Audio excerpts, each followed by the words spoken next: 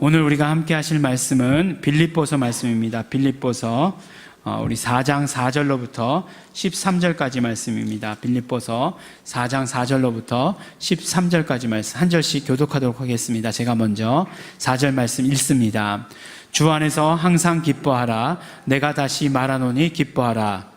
너희 관용을 모든 사람에게 알게 하라. 주께서 가까우시니라.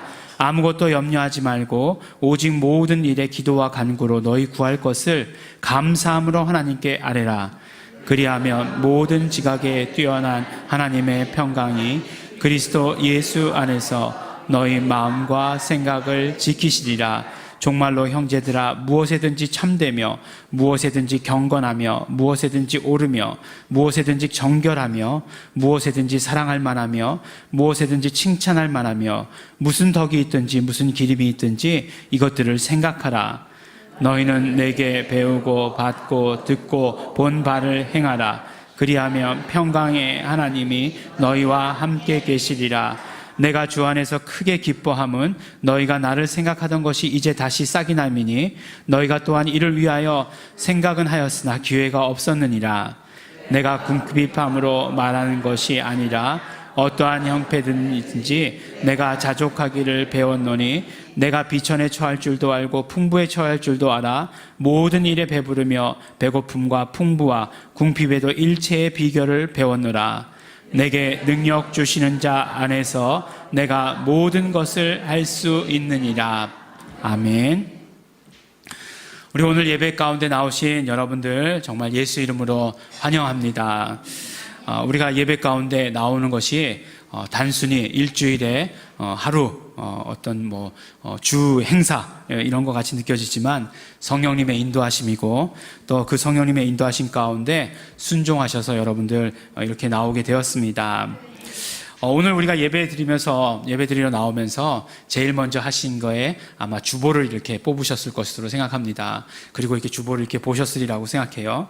오늘 말씀 제목이 뭔가, 성경 구절이 뭔가 보셨을 거고, 그 다음에 바로 뒤로 넘기셔가지고 오늘 광고가 뭐가 있나 이렇게 보셨으리라 이렇게 생각이 됩니다. 제가 다 그런다는 얘기죠. 오늘 보니까 그냥 예배드리러 나왔는데 순서가 너무 많아요. 보니까 찬양도 있고 기도도 있고 또 찬양 드리고 말씀도 있고 또 기도하고 그런 것들이 많이 있습니다. 맨 마지막에 보니까 축도 해가지고 기도가 끝나는 것을 보게 되는 것 같아요. 우리가 단순히 예배한다라고 이렇게 얘기하는데 그 안에 많은 절차들, 예식들이 있는 것을 보게 됩니다. 왜 그럴까요? 왜 이렇게 많을까요? 대부분의 교회가 어느 교회를 가봐도 정도의 차이는 있긴 하지만 예배한다라고 하면 이렇게 많은 순서들이 있습니다. 너무 형식적이지 않나? 좀 몇몇 순서들은 좀 빼지. 이런 생각들, 이렇게 말씀하고 싶은 그런 성도분들도 계실 것이다 라고 이렇게 생각이 됩니다. 그러면 그런 분들은 저한테 와서 뭘 빼야 되는지를 좀 얘기해 주시면 감사하겠습니다. 왜냐하면 예배 순서를 이렇게 마음대로 빼고 놓고 할 수 있는 그런 것이 아니기 때문에 그렇습니다. 한 순서 한 순서마다 의미가 있습니다. 우리가 연초부터 말씀을 나눈 것이 있어요. 그 무슨 말씀이냐면 바로 우리가 하나님을 섬길 때 하나님을 섬기는 예법과 하나님을 섬기는 장소가 있다라고 이렇게 말씀 가운데 여러 주 가운데 말씀을 나눴었습니다. 그러니까 하나님을 섬긴다라고 할 때 내 마음대로 하는 것 결코 아니라는 거예요. 바로 하나님을 섬길 때는 하나님께서 하라고 하시는 방법대로 하여야 하는 것입니다. 많은 사람들이 하나님을 내 마음대로라고 생각하는 분들이 계세요. 그렇지 않습니다라고 얘기하지만 실제 삶 가운데 그렇게 하시는 분들이 계세요. 내 마음대로라고 생각하는 분들이 계시는데 결코 하나님을 섬기는 것은 그런 것이 아닙니다. 만일에 그렇다라고 한다면 그것은 이미 하나님이 아니실 것입니다. 우리의 신앙이라는 것, 우리의 신앙생활이라고 하는 것은 하나님께서 말씀하시고 하나님께서 의도하신 것에 우리의 모든 삶과 우리의 모든 생각과 우리의 모든 시간들을 조정하고 맞추는 것입니다. 이것이 신앙이고 이것이 신앙생활입니다. 예배도 마찬가지예요. 예배도 마찬가지로 하나님께서 명하신 대로 하는 것이 예배입니다. 그러면 또 여기서 또 드는 생각이 있어요. 너무 부정적인 생각이 많이 드는데 그럼 예배가 너무 율법적이 되는 것 아닌가? 예?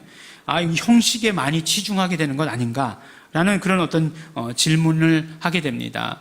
그렇기 때문에 우리는 하나님께서 이렇게 명하신 이유를 알아야 됩니다. 그 이유를 모른 채 그냥 시키는 대로만 한다라고 이야기하면, 그러면 정말 그것은 율법적이 될 수밖에 없겠죠. 우리는 하나님께서 그렇게 말씀하신, 하나님께서 우리가 예배를 그렇게 드려야 한다라고 말씀하신 그 의도를 잘 알고 있어야 하는 것입니다. 바로 한마디로 말씀드리면 예배의 순서마다 다 의미가 있다라고 말씀을 드렸습니다. 이 순서를 다 하나로 합히면 무엇이 되냐면 바로 예수 그리스도와의 사귐이 되는 것이에요. 예수 그리스도와의 사귐, 성령님을 통한 예수 그리스도와의 사귐이 되는 것이고, 그리고 이 예수 그리스도와의 사귐을 통해서 우리는 하나님 앞에 나갈 수 있게 되는 것입니다. 이것이 바로 예배를 통해서, 예배의 각 순서를 통해서 우리에게 명하신 하나님의 뜻이고 의도라고 하는 것을 말씀할 수 있는 것입니다. 한마디로 이야기하면 삼위일체 되신 하나님과의 사귐, 이것이 바로 예배다라고 이렇게 말씀해 주시는 것이에요. 그렇기 때문에 그 사귐을 위해서 우리는 찬양도 하고 또 기도도 하고 말씀 듣기도 하고 말씀을 들어서 그것에 결단하기도 하는 그런 것들이 있는 것입니다. 그래서 또 우리 이번 몇 주간 동안은 이 하나님과의 사귐을 위해서 우리가 어떻게 해야 된다라고 말씀을 들었습니까? 하나님께서 하신 일들에 우리가 정말 반응해야 한다고 말씀드렸잖아요. 그리고 하나님 하신 일에 우리가 기뻐하면서 환호하면서 예배해야 된다라고 말씀을 우리 함께 나눴어요. 바로 하나님의 기쁨을 우리의 예배 가운데 담는 것, 그것이 바로 하나님을 기뻐하는 예배다라고 말씀 나눴었고, 하나님께서 행하신 이적들을 우리 입술에 담아서 고백하는 것, 이것이 바로 예배라고 말씀을 드렸습니다. 지난주에는 예수 그리스도의 살과 피를 먹고 마심으로써 예수 그리스도와 완전히 연합하는 것, 또 더 나아가서 삼위일체 되시는 하나님과 연합하는 것, 이것이 바로 하나님과의 사귐인 것을 함께 말씀을 통해 나누었습니다. 오늘은 예배에 대해서 우리가 예배 가운데 있어야 되는 것, 꼭 있어야 되는 것이지만 또 이것은 어떤 면으로 보면 우리가 예배 드릴 때의 어떤 모습, 예배 드릴 때의 어떤 태도를 넘어서는 그런 어떤 중요한 것, 그것에 대해서 우리가 함께 나누어 보려고 합니다. 그것이 무엇인가 하면 바로 기도입니다. 오늘 말씀 제목을 주보를 펴서 보신 분이라면 말씀 제목이 뭐죠?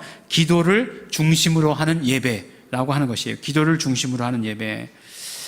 기도를 중심으로 하는 예배 이렇게 하면 만약에 그 램에서 테이블 리더 하신 분들이 있다면 곧 떠오르는 게 있을 거예요. 기도를 중심으로 하는 예배 뭐죠? 채플 비짓.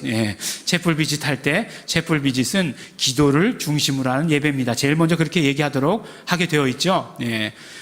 테이블 리더 하신 분들은 아실 거예요. 근데 우리가 이제 그렇게 말을 쓰는 것은 무엇이냐면 우리 채플 비짓뿐만 아니라 여러 가지 기도 모임, 기도회 이렇게 있지만 그런 것들을 이야기할 때 다 예배지만 기도를 중심으로 하는 예배다라고 이렇게 얘기해요. 왜 그렇게 얘기할까요? 기도 시간이 길다 이 말씀이죠. 기도 시간이 기니까 기도를 중심으로 한다. 그런 기도를 중심으로 하는 예배다라고 이렇게 이야기를 해요. 그런데 저는 이 말씀 가운데 한 가지 의미를 더하고 싶은 것이 있습니다. 그것이 무엇이냐면 우리가 기도를 중심으로 하는 예배가 어떤 의미를 가지느냐, 물론 조금 전에 말씀드린 그런 의미도 있지만 우리가 예배할 때에 기도가 중심이 된다라고 하는 그런 의미라는 것이에요. 이렇게 말씀드리는 이유가 있습니다. 왜냐하면 우리가 정말 삼위일체 되신 하나님, 예수님과 성령님, 하나님과 그 어떤 그 가장 친밀한 사귐을 나눌 수 있는 것이 무엇이냐? 바로 기도이기 때문에 그렇습니다. 물론 우리가 찬양할 때 감동이 되기도 합니다. 주 안에 있는 나에게 딴 근심이 있으랴. 이 말씀을 들으면 마음에 갑자기 평안이 찾아오기도 하고 죄짐 맡은 우리 구주 어찌 좋은 친구인지 이렇게 하면 정말로 그 말씀이 우리 안에 들어오는 것을 느끼게 됩니다. 또 말씀을 들을 때에 정말 하나님의 마음을 받아 가지게 되고 또 결단도 하게 되는 것을 경험합니다.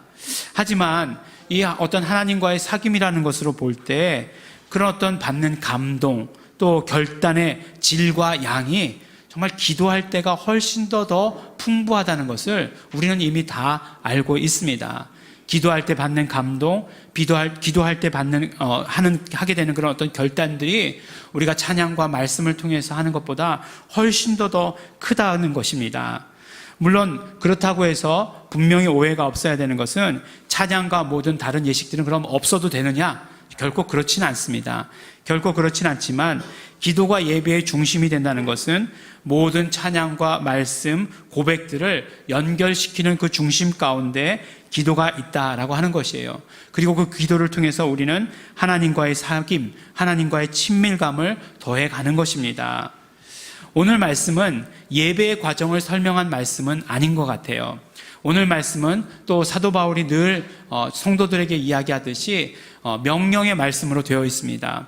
권면의 말씀 이렇게 얘기하면 권면의 말씀, 이제 뭐 성경의 소제목들은 다 권면이라고 되어 있는데 그러면 해도 좋고 안 해도 좋은 것처럼 느껴지기 때문에 항상 더 강하게 명령이라고 이렇게 말씀을 드립니다.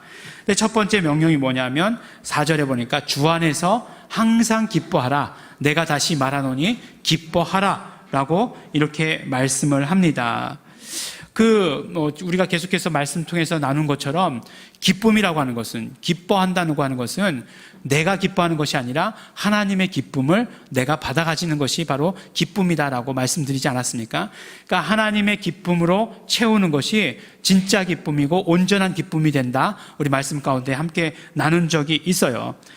바로 그것을 예배 가운데 표현하는 것이 하나님의 기쁨을 그 기쁨으로 기뻐하는 예배가 되는 것이다 라고 말씀했어요. 그러면 하나님의 기쁨이 구체적으로 무엇이었나? 구체적으로 예수 그리스도가 하나님의 기쁨이셨어요. 그리고 두 번째로 하나님은 언제 기뻐하셨나 봤더니 바로 잃어버렸던 하나님의 백성들이 다시 돌아오게 될 때 그때 하나님께서 기뻐하셨던 것을 보아봤습니다. 그러므로 우리가 이 기쁨 가운데 예배한다고 하는 것은, 이 기쁨을 가지고 예배한다고 하는 것은 우리가 정말 예수님으로 충만하고 그리고 우리가 전도해 와서 정말 많은 정말 잃어버린 영혼들이 돌아온 것, 그것을 가지고 예배하는 것이 하나님의 기쁨으로 예배하는 것이 될 것입니다. 그런데 중요한 것은 무엇이냐면 이러한 어떤 기쁨들을 우리가 늘 누리고 있지 못하다고 하는 그런 사실이에요. 우리가 늘 기뻐해야 되는데, 기뻐하라고 명령했기 때문에 기뻐해야 되는 삶을 살아야 되는데 그렇게 늘 기쁨을 누리고 살지는 못한다는 것이에요. 근심 걱정할 때도 있고 또 분노가 있을 때도 있고 억울함이 우리의 삶을 온전히 덮어버리고 막 불살르는 것처럼 그렇게 느껴질 때도 있다라고 하는 것입니다. 하나님의 기쁨 생각하는 것은 정말 우리의 정말 상상 밖의 일이고 하나님의 기쁨은커녕 내 기쁨도 생각할 여지가 없는 그러한 때가 너무나 많이 있습니다. 그럼 이때 우리가 어떻게 해야 되는가 하는 거예요. 정말 이런 명령은 우리에게 주어졌는데 우리가 어떻게 해야 되는가? 우리가 어떻게 하나님의 기쁨을 회복할 수 있는가? 다른 방법이 없습니다. 기도해야 합니다. 정말 눈물을 흘리면서 하나님 앞에 나와서 오직 나의 이 억울한 사정을 들어주실 분 하나님밖에 안 계십니다 라고 이렇게 고백하면서 기도해야 되는 것이고, 또 그러면서 동시에 정말 나의 것만을 생각하는, 나의 것만을 하나님께 주장하는 나의 연약한 모습에 대해서 정말 회개하면서 기도해야 하는 것이에요.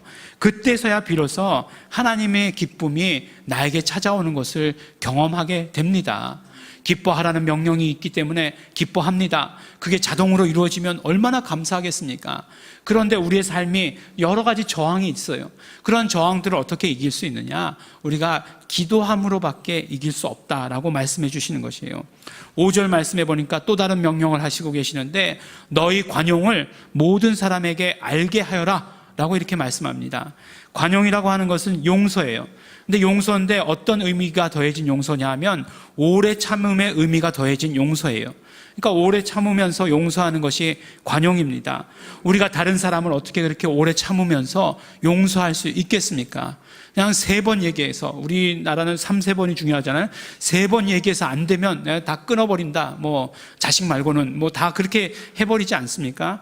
그런데 우리가 어떻게 그렇게 할 수 있는가? 바로 기도함으로 말미암아 그렇게 할 수 있다는 것이에요. 8절 말씀해 보니까 우리가 무엇에든지 제가 번역한 대로 직역한 대로 읽습니다. 무엇에든지 진실해야 되고 무엇이든지 존경받고 옳고 순결하고 사랑스럽고 칭송받아야 한다고 얘기합니다. 이것은 바로 내 자신을 쳐서 복종시켜야 된다, 그 말씀이에요. 우리가 어떻게 내 자신을 쳐서 복종시킬 수 있겠는가? 바로 우리 기도할 때라고 하는 것을 말씀해 주십니다. 사도 바울은 말씀하기를 자신이 비천에 처할 줄도 알고 풍부에 처할 줄도 알아서 정말 배부름과 배고픔과 풍부와 궁핍에 대해서 일체 비결을 가지고 있다라고 이렇게 말씀합니다. 어떻게 그럴 수 있겠습니까? 어떻게 그럴 수 있겠습니까? 기도할 때 기도하는 사람이었기 때문에 그렇습니다. 만일 이것이 오늘날 크리스찬들에게 이야기한다라고 한다면 정말 이것이 정말 받아들여지는 얘기냐 하는 거예요. 오늘날 많은 크리스찬들은 하나님께서 함께 하셨으면 꼭 부유해야 되고 풍부해야 되고 정말 많은 것이 있어야 된다라고 얘기하지, 뭐 가난이나 정말 배고픔이나 이런 것들은 하나님과는 관계없다라고 이야기하지 않습니까? 하지만 사도 바울은 하나님과의 사귐이 더 중요하지 그런 어떤 세상에서의 환경 자체가 더 중요한 것이 아니었다라고 우리에게 말씀해 주시는 것이에요. 하나님과의 사귐, 정말 하나님과의 친밀함, 하나님과 내가 정말 하나 되는 것, 그것이 너무나 중요하다라고 말씀하고 있는 것입니다. 예전에 제가 이제 미국에서 신학교를 다닐 때 미국에서 유학을 했습니다. 예, 대단하죠? 예. 예. 대단해요. 예. 대단한데 정말 유학생이라고 얘기할 때 그 앞에 붙는 수식어가 꼭 있어요. 예. 가난한 유학생. 예. 뭐 결혼하자마자 갔는데 덜컥 애부터 낳고, 그것도 하나만 낳는 줄 알았더니 둘이나 낳고, 둘 다 시민권자예요. 그래서 둘이나 낳고서 그렇게 또 공부하고 하니까 무슨 뭐가 있었겠습니까? 늘 그냥 어려운 삶이죠. 늘 어려운 삶이지만 그렇지만 정말 목회자가 되기 위해서 신학을 공부하러 갔으니까 그렇다고 해서 복음의 일을 또 그만둘 수는 없는 것 아니겠어요? 복음의 일도 계속 해야 돼요. 근데 복음의 일이 항상 내가 있는 곳에만 열리나요? 그렇지 않잖아요. 저희가 LA 쪽에 있었는데 이제 뭐 동부에서 열릴 때면 뭐 버스 타고 가는 거 아니잖아요. 동부까지 갈 때 비행기 타고 가야 됩니다. 비행기 타고 가서 또 숙식비도 내야 되고 다 그래요. 근데 뭐 그 돈이 없는 거죠. 그 돈이 없는데 누구에게 뭐 내 입으로 낸다는 것 자체가 너무 싫었어요. 너무 싫었기 때문에 혼자서 이제 고민만 하고 있었습니다. 한국 같았으면 그래도 뭐 비빌 언덕이 있잖아요. 비빌 언덕이 있어서 뭐 이렇게 저렇게 어떻게 융통이라도 해보겠는데 정말 사면초가 아닙니까? 가면 뭐 아는 사람도 아무도 없고 미국은 자기 삶에 정말 너무 바빠요. 그렇기 때문에 뭐 누구에게 뭐 여유를 베풀 만한 그런 것들이 없습니다. 그래서 이제 뭐 할 것이 없으니까, 내가 할 수 있는 방법이 없으니까 기도하기 시작한 거죠. 기도했습니다. 정말 하나님께만 기도했어요. 오래 기도하지도 않고 길게 기도하지도 않은 것 같아요. 정말 하나님 가야 되겠습니다. 하나님 가야 되겠습니다. 길을 열어주십시오라고 이렇게 기도했어요. 그때 당시에는 제가 기도하면 기도가 굉장히 잘 응답받던 시기였거든요. 왜냐하면 기도 외에는 방법이 없으니까. 애들이 아프다? 그러면 손을 얹는 것밖에 방법이 없어요. 뭐 한국은, 대한민국은 대단한 나라입니다. 전 국민이 의료보험이 되잖아요. 그래서 오히려 약국 가는 것보다 그 병원 가는 게 싸잖아요. 그래서 병원 가면 되는데 뭐 병원 가면 뭐 100불, 200불은 우습게 깨지니까 데리고 갈 수가 없는 거죠. 그래서 이제 애들이 이제 열나면 열 낮추느라고 수분 공급한다고 포카리 스웨트, 수박맛, 그거 좋아했거든요. 그거 이제 먹이고서 이제 기도해주고, 그러면 열 떨어지고 뭐 그랬습니다. 차가 고장 나면요, 앞에 멕시칸이 살고 있었는데 멕시칸들이 차 고쳐주고 부품값만 주면 되고 뭐 그런 삶을 살았어요. 근데 이제 어느 날 딱 집에 돌아왔는데 보니까 우체통에 편지가 한 통이 와 있는 거예요. 편지가 한 통이 와 있는데 그 편지를 뜯어봤죠. 뜯어보니까 안에 수표가 들어있는 거예요. 미국에는 이제 다 이제 돈을 보낼 때 수표로 이렇게 보내잖아요. 근데 수표의 액수가 얼만큼이었냐면 비행기 값하고 이제 가서 숙식비 할 만큼의 값이 딱 들어있는 거예요. 딱 그만큼의 액수가 딱 들어있는 거예요. 너무 할렐루야죠. 너무 할렐루야예요. 그래서 정말 그때 또 정말 또 LA 동부에 또 다녀올 수 있었습니다. 하나님께서 저의 기도 가운데 응답해 주신 거예요. 얼마나 너무 감사했는지 몰라요. 그런데 그 기도에 응답받았다는 사실보다 사실 더 정말 어떤 면으로 이야기하면 부러운 것이 하나 있었어요. 뭐냐면 나에게 물질을 보낸 사람은 어떻게 알았지? 라고 하는 생각이었어요. 말씀드렸지만 제가 누구한테도 얘기한 적이 없어요. 그냥 느낌으로 알았을까? 그냥 뭐 상황이 그러니까 다 알았을까? 자주 만나는 사람도 아니었어요. 분명 기도 가운데 알았을 것이에요. 그죠? 기도 가운데 하나님께서 말씀하신 것에 순종했을 것입니다. 그것이 사실은 더 부러웠어요. 어떻게 하나님의 음성을 그렇게 들을 수 있었을까? 어떻게 그 사람은 하나님과 얼마나 친밀한 사이이길래 그런 자세한 어떤 그런 사정 같은 것들을 듣고서 그렇게 순종할 수 있었을까라고 하는 그런 것들을 보면서 정말 너무너무나 부러웠어요. 나에게 있어서 이 기도 응답을 하나 받고 안 받고가 중요한 것이 아니라, 나에게 물질이 있고 없고가 중요한 것이 아니라 정말로 내가 하나님과 그런 관계가 되었으면 좋겠다라고 하는 그런 부러움들, 그런 어떤 결단들이 이렇게 쫙 밀려 들어오는 것을 보게 되었습니다. 물론 나에게서 정말 뭔가를 할 수 있는 물질이 생기면 그것 좋은 거지만, 그러나 그렇게 그런 모든 것들을, 그런 여러 가지 일들, 사소한 일들이라고 생각되는 것들까지도 하나님과 정말 사귐을 가지고 알 수 있고 말씀드릴 수 있고 들을 수 있다라고 한다면 그게 얼마나 좋은 삶일까, 축복된 삶일까 하는 것, 그때 정말 경험하고 또 알려주신 것이다라고 생각됩니다. 정말로 하나님과의 친밀함이 중요한 것이에요. 어떻게 그 하나님과의 친밀함을 우리가 이루어갈 수 있는가? 기도할 때 이루어갈 수 있다는 것입니다. 이것이 능력이에요. 이것이 사도 바울에게 계속해서 끊임없이 공급하셨던 하나님의 능력입니다. 정말 기도하는 가운데 하나님과의 친밀한 관계 가운데 있었기 때문에 사도 바울은 내게 능력 주시는 자 안에서 내가 기도할 때에 나는 모든 것을 다 할 수 있습니다 라고 이렇게 고백하게 된 것입니다. 그렇기 때문에 오늘 우리 본문 말씀의 가장 중심은 6절과 7절에 있다라고 저는 생각을 합니다.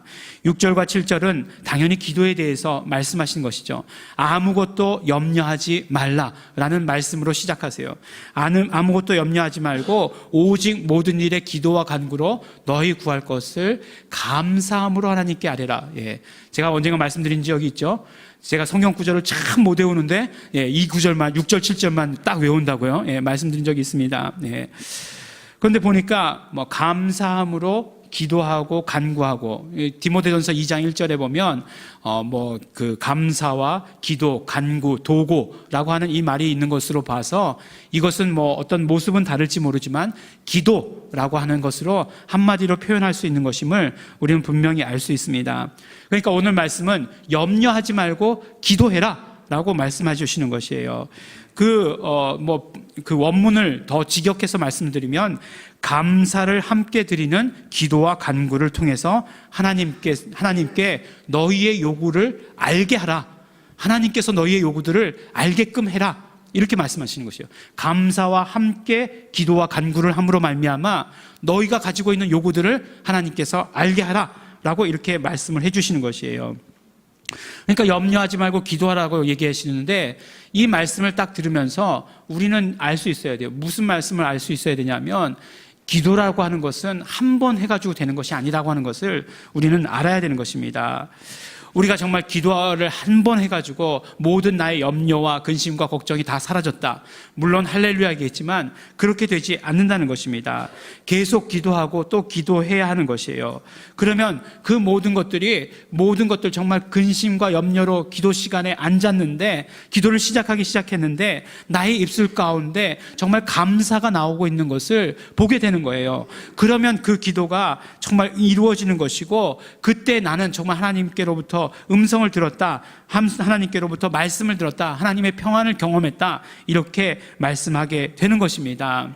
오늘 말씀을 보니까 기도 응답은 어떻게 이루어지느냐, 7절 말씀에 보니까 하나님의 평강이 그리스도 예수 안에서 너희 마음과 생각을 지키실 것이다 라고 말씀해 주십니다. 구약의 인사가 뭐죠? 구약에서 보면 이스라엘 백성들 인사가 샬롬이죠. 샬롬 평안해라 아니겠어요? 평안해라, 평안히 가라 인사이기도 하지만, 사무엘의 어머니 한나죠. 한나가 사무엘을 달라고 막 기도했습니다. 기도했을 때 엘리 제사장이 사무엘의 어머니에게, 한나에게 뭐라고 얘기하냐면 평안히 가라 라고 얘기했어요. 물론 평안히 가다가 그들의 인사이기도 하지만 그 다음에 무엇을 말씀하시냐?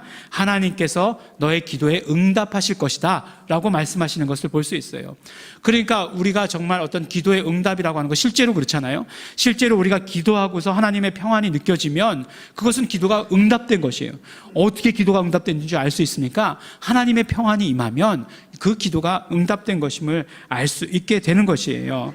하나님의 평강이 그리스도 예수 안에서 너희 마음과 생각을 지키시라 말씀해 주세요. 이 말씀 우리가 더 정확하게 표현할 수 있는 말씀 알고 있죠? 그리스도 예수 안에서, 이런 애매한 말들 이제는 다 빼버리고 뭐라고요? 예수 이름을 부를 때에 우리에게 응답이 임한다. 그 응답이 무엇이냐? 하나님의 평강이다 라고 이렇게 말씀해 주시는 것이에요. 그러니까 6절과 7절을 정리하면, 간단히 정리하면 이렇습니다. 하나님께 대한 우리의 요구와 권리를 하나님으로 하여금 알게끔 해라, 이렇게 말씀하는 것이에요. 알리라는 것이에요. 근데 재미있게도 너희 구할 것이라고 되어 있는 이 단어가 어떤 단어가 사용되었냐면, 우리가 램 때 들었어요. 램에 들었던 분은 다시 복습하시는 것이고, 못 들으신 분은 이제 들으시면 됩니다. 기도라는 걸 얘기할 때, 기도라는 것을 이야기할 때 헬라어로 프로시케라고 하는 단어가 있고, 그 다음에 아이테오라고 하는 단어가 있다라고 말씀을 나눴습니다. 근데 이 아이테오라고 하는 이 구하는, 이것도 기도인데 마찬가지로 이것은 예수 이름과 굉장히 밀접한 관계가 있어요. 그래서 어떤 의미가 되냐면, 예수 이름을 가지고 있는 그 권리로 기도하고 그 권리를 요구하고 할 때에 이 아이테오라고 하는 단어가 쓰였다는 것입니다. 근데 오늘 재미있게도 너희 구할 것이라고 하는 이 구할 것이 어떤 단어가 쓰였냐면, 지금 예수 이름으로 구하고 요구하고 했던 것이 동사형이겠죠. 당연히 기도하다니까. 그것의 명사형으로 쓰였다는 것입니다. 그러니까 우리의 구할 것이다라고 하는 것은 단순히 그냥 구한다라고 하는 것보다 우리가 어떤 요구할 것, 당당히 우리의 어떤 권리를 요구할 것들, 이런 의미가 될 수 있는 것이에요. 그러니까 우리의 어떤 요구, 그것들을 하나님께서 아시게끔 해라, 이렇게 얘기하는 거예요. 어떤 방법으로? 기도를 통해서, 간구를 통해서 하나님께서 알게끔 해라라고 말씀하시는 것입니다. 그러면 우리가 예수 이름을 불러서 그렇게 우리가 구하게 되면 예수 이름을 부를 때 우리에게 응답을 주신다라고 우리에게 말씀해 주시는 것입니다. 예수 이름을 부를 때 하나님께서 우리에게 응답해 주신다, 기도의 응답이 임하게 된다라고 말씀해 주시는 것이고, 우리 마음 가운데 우리 생각과 마음을 지켜주시는 그 평안함이 우리에게 임하게 된다라고 말씀해 주십니다. 우리의 마음의 생각과 우리의 마음과 생각이 얼마나 럭비공 같이 생겼습니까? 이거 어디로 튈지 모르는 것 아니겠어요? 오늘은 좋은 것 같다가 갑자기 조금의 자극에도 그냥 팡 튀어가지고 그냥 몰라요! 그리고 그냥 나가버리고, 제 얘기죠. 그런 것 아니겠어요? 더군다나 만약에 그 생각과 우리의 마음을 마귀, 그 쫄자 귀신들이 만약에 사로잡는다라고 한다면 어떻게 되겠습니까? 정말 생각하기도 싫은 그런 결과들을 보여주는 것 아니겠어요? 지금 보세요. 우리 생각과 마음들이 얼마나 지금 이 세상에서 병들어 있습니까? 병들어 있기 때문에, 병들어 있다고 하는 것은 마귀와 그 쫄자 귀신들에게 사로잡혀 있는 거죠. 사로잡혀 있기 때문에 남을 때려도, 남이 아파해도 그것에 공감할 수 없는 거예요. 그런 능력이 안 생기는 것이에요. 그런데 우리가 기도했을 때 하나님께서 우리의 생각과 우리의 마음을 지켜주신다라고 이렇게 말씀하고 있습니다. 얼마나 중요하면 하나님께서 우리 그 마음과 생각을 지켜주시기까지 하겠는가 하는 것이에요. 그렇게 우리에게 정말 그 평안함을 주시기 위해서 우리가 기도했을 때 그런 일들을 이루어 주신다라고 말씀해 주십니다. 우리에게 끊임없이 능력을 부어주시는 하나님, 그러므로 우리는 그 안에서 모든 것을 할 수 있습니다, 이렇게 고백하게 되는 것이에요. 이것이 다 기도와 연결되어 있고 기도를 통해서 이루어지는 일들입니다. 기도라고 하는 것은 하나님의 능력을 실제로 만드는 그런 힘입니다. 하나님의 능력이 실제로 나에게 경험되어지는 것입니다. 또한 그뿐만 아니죠. 하나님과의 친밀함의 정도가, 그러므로 우리가 하나님을 알고 하나님을 경험하고 높여드리는 그 분량이 점점 더 깊어지게 되는 것이에요. 결국 기도라고 하는 것은 기도의 분량을 이야기하는 거예요. 우리가 얼만큼 기도하는가가 중요한 것입니다. 우리가 얼만큼 기도를 쌓았는가가 중요한 것이에요. 물론 어떻게 기도하는가도 중요하죠. 근데 우리가 어떻게 기도하는가를 배웠다라고 한다면 우리가 기도해야 되는 것이고 기도의 그 분량을 쌓아야 되는 것이에요. 우리가 아무리 많이 헌신해도, 우리가 아무리 놀라운 깨달음과 지식을 가지고 있다 할지라도 그 중심에는 반드시 기도가 있어야 합니다. 이것이 바로 우리 삶의 예배고, 이것이 바로 기도를 중심으로 하는 예배의 삶이 되는 것이에요. 기도가 항상 그 중심 가운데 있어야 하는 것입니다. 그러므로 우리가 공동체, 교회 기도 모임에 나와야 합니다. 물론 우리가 개인적으로도 내가 기도할 수 있다라고 얘기할 수 있지만, 그렇지만 하나님께서 두세 사람이 모인 곳에 함께 하실 때 그 역사를 우리는 경험해 보아야 해요. 정말 내 개인적인 그런 어떤 문제에서만 가지고 거기에 머물러서 기도하는 것이 아니라 하나님께서 우리 공동체를 통해서, 하나님께서 우리 교회를 통해서 역사하시고자 하시는 것, 어떻게 알 수 있느냐? 기도할 때만이 알 수 있는 것이에요. 기도하면 상상할 수 있게 되는 것이고, 기도하면 어떤 일이 이루어지는지 볼 수 있게 되는 것이에요. 기도할 때 우리에게 비전이 생기는 것이고, 기도할 때만이 하나님의 역사하심, 지금 현재적으로 역사하시는 것을 경험하게 되는 것입니다. 그러므로 오늘 말씀을 들었다라고 한다면 우리의 모든 성도들이 다 기도 모임 가운데 참여해야 합니다. 우리가 정말 삶이 바쁜 것 알아요. 정말 우리의 삶 가운데 중요한 것들 많은 것 알아요. 그렇지만 기도가 없다라고 한다면, 기도하는 생활이 없다라고 한다면 우리의 모든 삶이 어느 순간 한순간 무너질 수도 있다라고 하는 것을, 정말 협박 아닌 협박을 여러분께 드리는 것입니다. 우리가 공동체의 기도 모임 가운데 반드시 나와야 하는 것입니다. 우리 사랑하는 예일중앙교회 성도 여러분, 우리는 기도를 중심으로 하는 예배의 삶을 살아야 합니다. 기도해야 합니다. 기도는 그 어떤 은사나 그 어떤 성령의 열매보다 더 중요합니다. 기도해야 됩니다. 교회와 공동체를 위해서 교회와 공동체와 함께 꼭 기도해야 됩니다. 기도가 중심이 되는 예배의 삶에 하나님의 친밀함, 하나님과의 친밀함 가운데 또한 풍성한 열매를 맺으시는 우리 성도 여러분들이 되시기를 예수 이름으로 축원합니다. 우리 함께 기도하시겠습니다. 우리 시간 또 말씀을 듣고 기도하실 때에 하나님 감사합니다. 하나님의 모든 능력을 우리에게 쏟아부어 주시는 것 너무나 감사하고 고맙습니다. 우리가 기도할 때 그것을 우리가 실제의 삶에서 경험하게 되기를 원합니다. 기도하는 사람 되기를 원합니다. 성령님이시여, 기도의 영을 우리 예일중앙교회 가운데, 우리 공동체 가운데 불어넣어 주시옵소서. 우리 모든 성도들이 다 기도하게 하여 주시옵소서. 기도하는 자 되겠습니다. 우리 다 같이 통성으로 결단하며 감사하며 기도하겠습니다.